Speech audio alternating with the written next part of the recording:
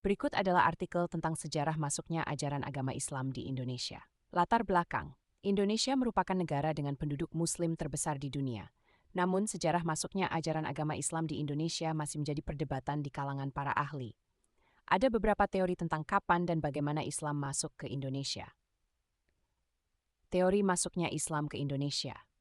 Ada beberapa teori tentang masuknya Islam ke Indonesia, antara lain: 1. Teori pedagang. Teori ini menyatakan bahwa Islam masuk ke Indonesia melalui pedagang-pedagang Arab yang datang ke Indonesia untuk berdagang. Mereka membawa ajaran Islam dan menyebarkannya kepada masyarakat setempat. Teori penaklukan. Teori ini menyatakan bahwa Islam masuk ke Indonesia melalui penaklukan oleh kerajaan-kerajaan Islam di Asia Tenggara.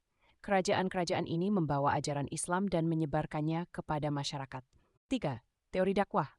Teori ini menyatakan bahwa Islam masuk ke Indonesia melalui dakwah oleh para ulama dan wali. Mereka menyebarkan ajaran Islam melalui pendidikan dan dakwah. Sejarah masuknya Islam ke Indonesia. Berdasarkan catatan sejarah, Islam masuk ke Indonesia pada abad ke-7. Pada saat itu, pedagang-pedagang Arab datang ke Indonesia untuk berdagang dan membawa ajaran Islam. Mereka menyebarkan ajaran Islam kepada masyarakat setempat dan mendirikan masjid-masjid sebagai tempat ibadah. Peran Wali Songo.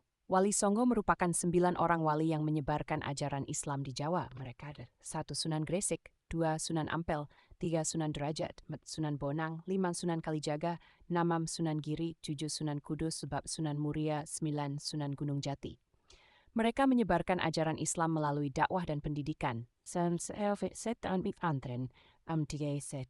Islam.